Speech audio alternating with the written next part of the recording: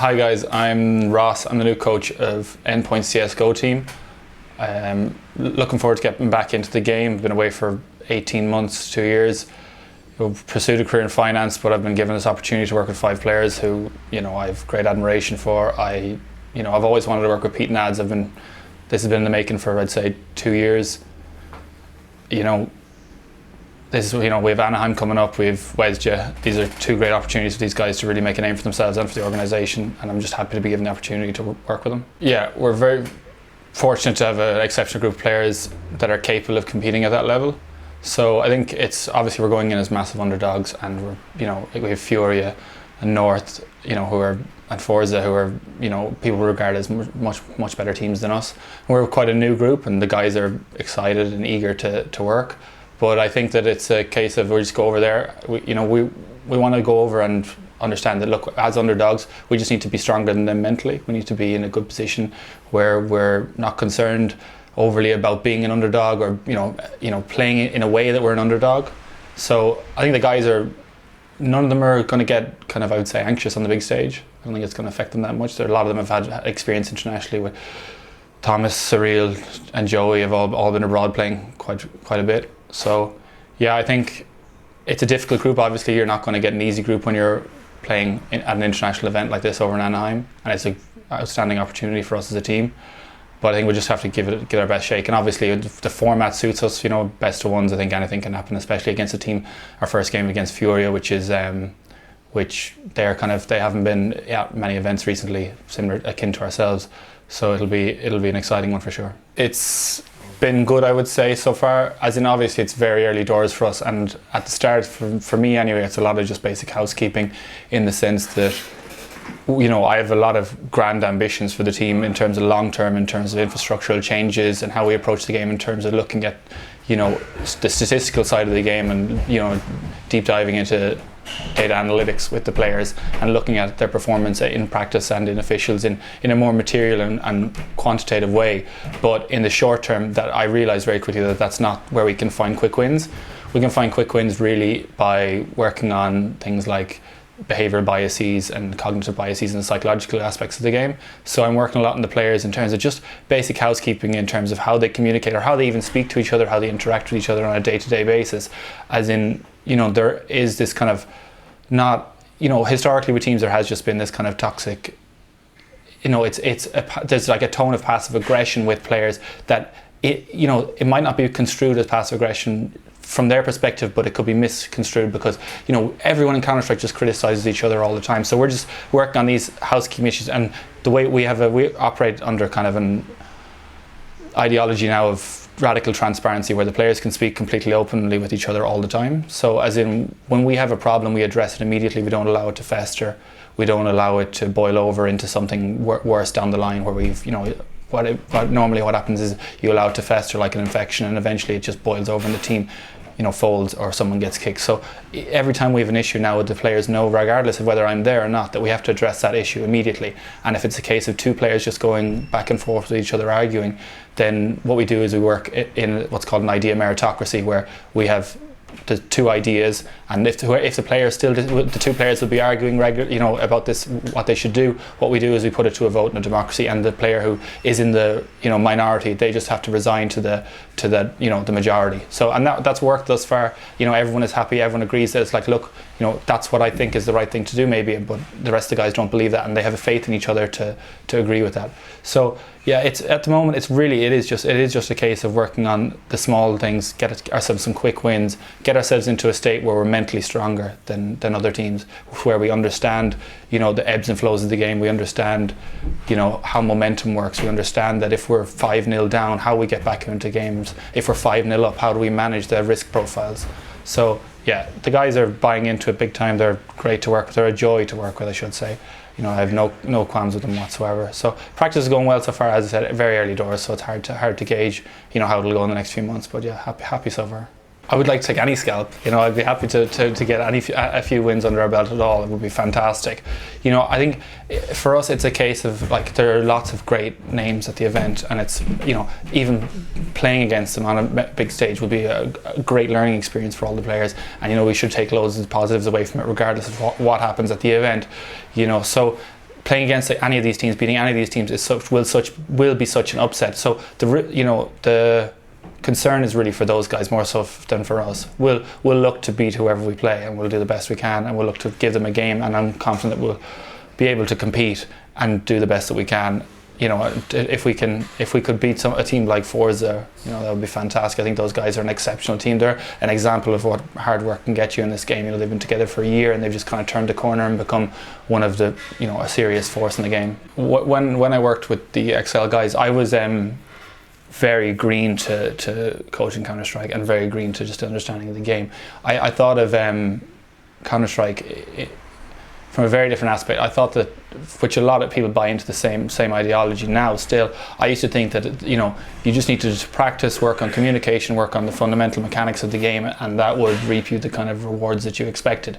But the problem is that everyone is doing that. Everyone is looking down the same avenues, everyone's studying the top teams and what they're doing, and yeah, that's still core and fundamental to CS, and that's how you do get better. But you need to understand that if you're going to find some sort of marginal gains over other teams, you need to look in the crevices, you need to look in parts of the game where you can find an edge, and largely it is mental. A lot of these teams, when they go on good runs of form, it's because they're in a good run of form, they feel good, they're confident about making their plays, they're not indecisive, and it's about getting the guys to a stage where they understand all that. It's not going to make them bulletproof, it's not going to make turn them into robots. This emotion is a key part of Counter-Strike, but it's vital that they understand those emotions and what causes it, and understand that when you take a large advantage in a game, that you need to still manage your risk profile. You're in a great position. You want to keep the foot on the gas, but you don't want to you don't want to drive yourself into a wall.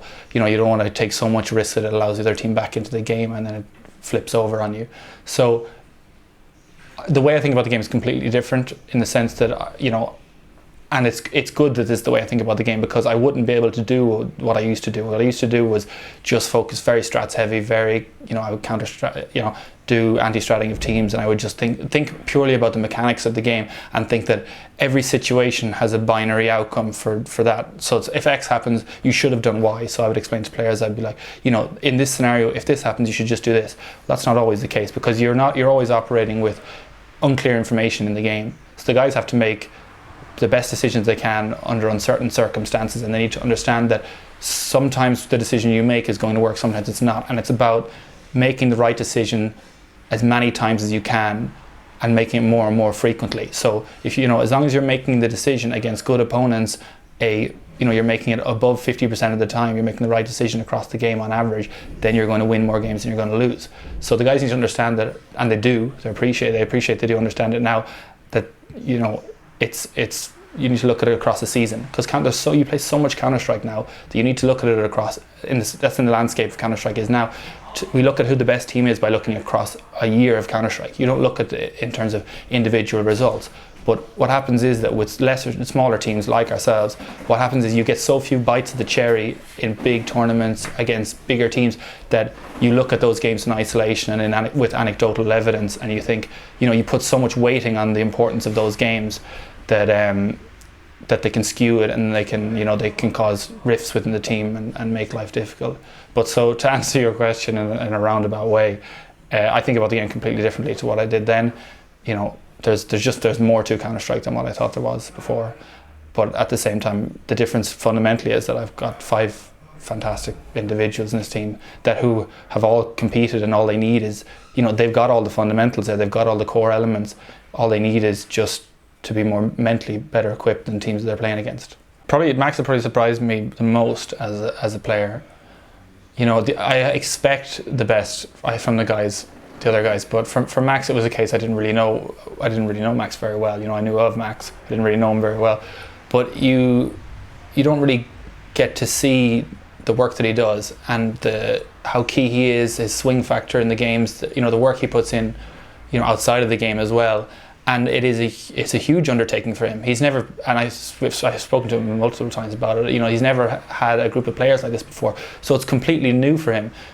And he appreciates that. And we're kind of it's a balancing act for him at the moment. We've spoken about it in detail, with the guys. We sat down yesterday and we had a good discussion about it, that for the past few weeks, he's been leaning on the side of allowing the guys, I would say, maybe too much freedom in terms of suggesting. So, suggesting what we should do, or, having a feeling and wanting to do something, and Max will just allow them rather than take the authoritative approach and say, look, no, this is what I want to do. So, which it's a fine line for him, because you want that. You want to breed an environment where players are comfortable to say they want to do something and know that it's not going to get shot down, but at the same time Max wants to be in a position where he can shoot them down, and for them not to be upset by it, and for them not to come back to him and critique him and say, you should have just done what I said that round. And that's exactly what we're building. We're in an environment now where there's no post-mortems after the round. There's no Captain Hindsight saying we should have done X, we should have done Y. It's all left for after the game. So Max is in a great position now, and he is. We've set out. What are his strengths and what are his weaknesses. We've sat down as a team. We've gone through. We did an analysis yesterday where we sat down and went through each player's kind of strengths and weaknesses. We spoke about openly to each other about what we think, where they can improve, where they could do more, and where their strengths are, and how we can get the most out of their strengths, and how we can, offset their weaknesses, and how the guys can work on them. And Max said it himself. One of his weaknesses is probably he doesn't put his foot down enough, and that is new for him. And it's kind of these are all part of the game, is your personality traits and working on them and trying to. But he's in an environment now where he knows that no one's going to come down on him like a ton of bricks when he says, look, this is what I want to do, let's do it. He has everyone's backing, and he's going to have that for some time going forward. So it's a learning process for him. It's a learning process for everyone. Everyone's working on their own individual issues, and we're working on them as a team. And everyone is aware of them, and we've spoken about them openly. So when they flag up again, and when we see people are struggling with them, we talk about them openly. So yeah, I think it's for Max, it's a huge undertaking, massive. But the guys offer so much insight. You have Kaya, who is so insightful when it comes to making decisions in game, and he has Robin as essentially kind of his right hand man in terms of just calling. At the start of the rounds, and Kaya can make mid-round calls all the time, which is fantastic. Our ambition is to just qualify for MDL through advance, which is a very, meagre ambition. But for me, it's more of a case of I just want the guys to get to a stage where they're playing CS that they have faith in, where they play games, and if they're losing, they understand that, look, they have faith in the process. They appreciate that, we're playing good CS. We trust in the system, and then we'll either win or lose the game. But if we win or lose the game, we'll win it in a fashion that it's acceptable. So that's the big thing. And once you get to that point, the guys are going to win games. The guys are going to qualify for things. They're going to compete at a good level. They're going to compete at the level they're capable of doing. So for me, it's a case of great, we get invite, great, we qualify for whatever event. But it's about we want to just compete. We want to play against teams regularly, be able to beat teams who we believe are weaker than us consistently. Once we can get to that point where you're consistently beating the lesser teams, and then you're consistently challenging the better teams, you can keep garnering more and more experience, keep working your way up the rankings, and from there it's just a case of it's just taking it week on week, month on month, and seeing how it goes. And as because if you set any lofty goals and you don't meet them, it's kind of